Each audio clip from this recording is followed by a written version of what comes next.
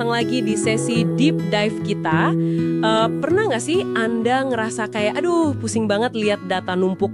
Mau itu catatan pribadi, hasil riset, atau mungkin bahan buat rapat penting? Sering banget itu kayaknya ya.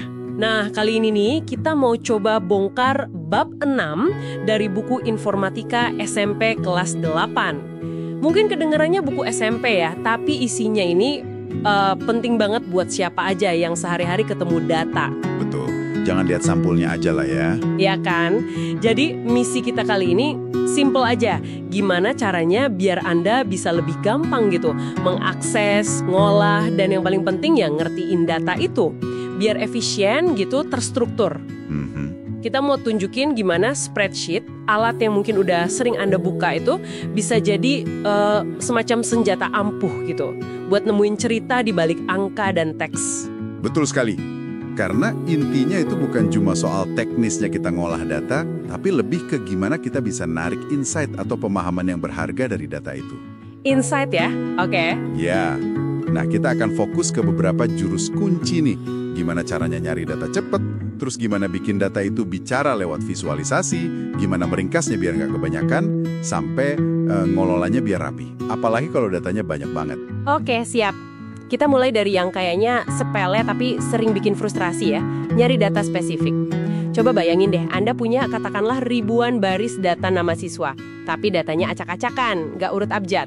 Wah, ya? Mau cari satu nama aja bisa lama banget kan? Nah, disinilah fungsi kayak VLOOKUP sama HLOOKUP itu jadi pahlawan. VLOOKUP buat data yang menurun gitu kan, vertikal. Yang kolom-kolom. Nah, kalau HLOOKUP buat data yang nyamping, horizontal. Ini beneran bisa ngubah kerjaan yang tadinya jam-jaman jadi ya detik aja gitu.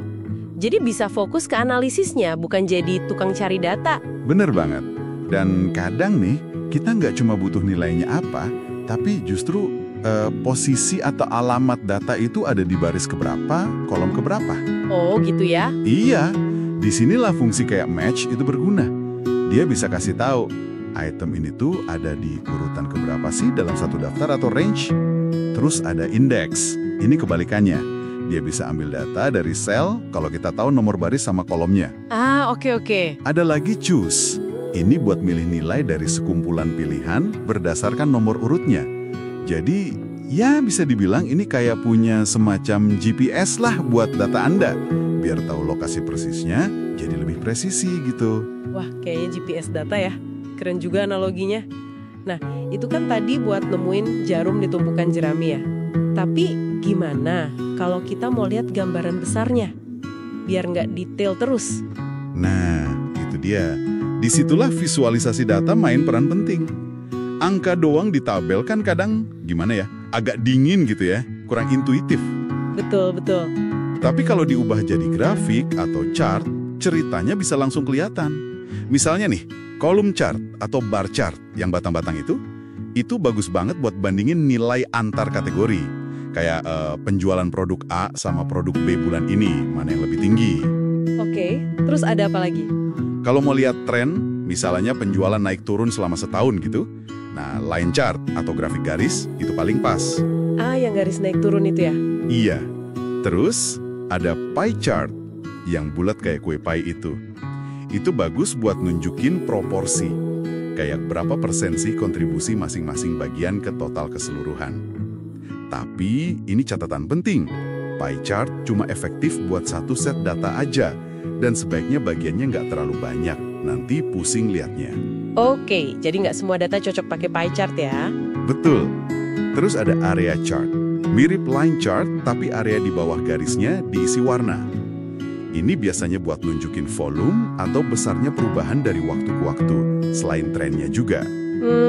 Nah, yang krusial banget di sini itu bukan cuma soal bikin grafiknya kelihatan cakep gitu ya, tapi milih jenis chart yang tepat untuk data dan cerita apa yang mau Anda sampaikan. Oke, tepat guna ya? Iya. Terus jangan lupa kelengkapannya. Judul grafiknya harus jelas, label sumbu X dan Y-nya juga informatif. Legenda kalau grafiknya ada beberapa seri data. Dan ini nih, hati-hati banget sama skala sumbu. Skala?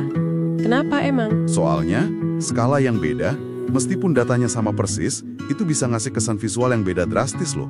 Bisa kelihatan naik tajam banget, padahal naiknya biasa aja, cuma karena skalanya dibikin sempit. Ini bisa, ya, nggak sengaja, atau malah sengaja dipakai buat menyesatkan. Wah, iya juga ya. Itu poin penting banget soal skala. Bisa bahaya kalau nggak cermat kita. Oke, nah selain melihat pola lewat grafik, seringkali kita juga perlu meringkas data yang seabrek itu jadi informasi inti aja. Abstraksi, gitu ya istilahnya. Abstraksi, menyaring yang penting dari yang banyak. Gimana tuh caranya?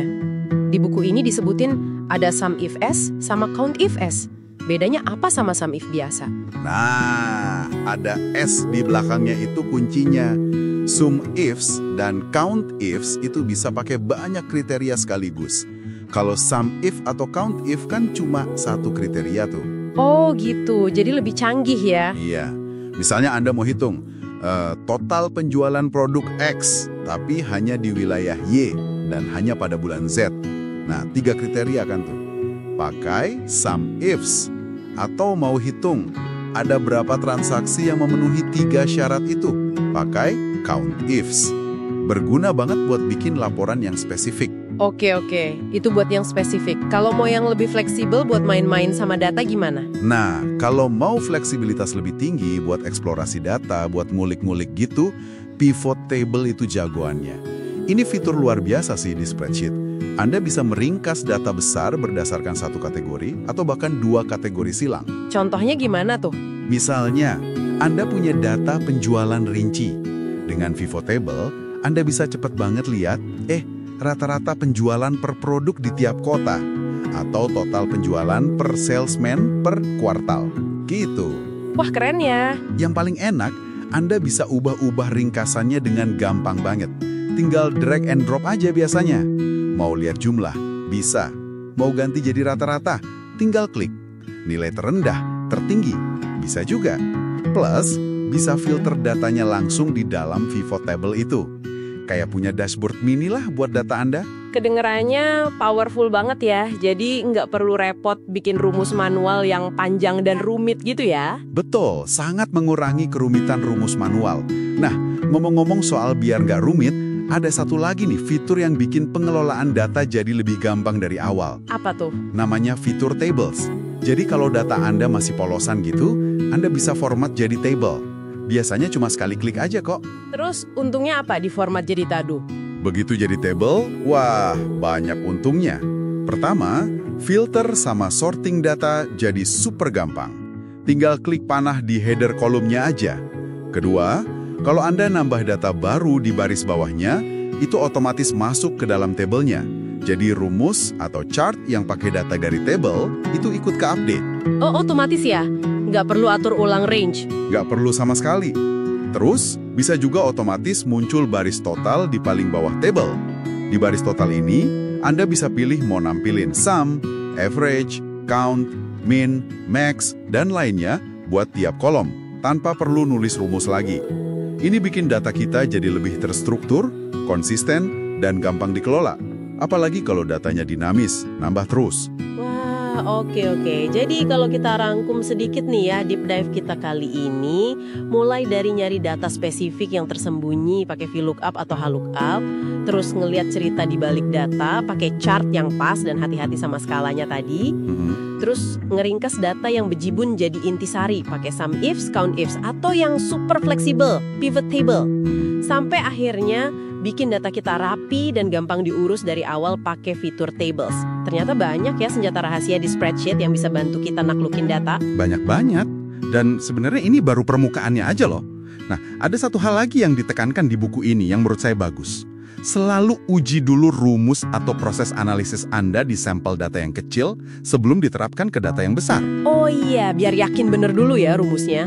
Betul. Nah, ini sebenarnya memunculkan satu pertanyaan lanjutan yang menarik. Mungkin buat Anda pikirkan lebih jauh nanti.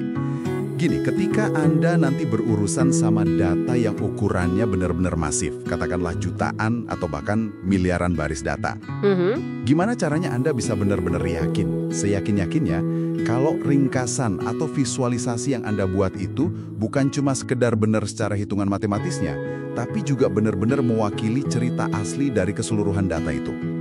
Gimana mastiin nggak ada bias tersembunyi atau kesimpulan yang keliru hanya karena kita mungkin melihatnya dari sudut pandang tertentu atau dari sampel yang kurang pas?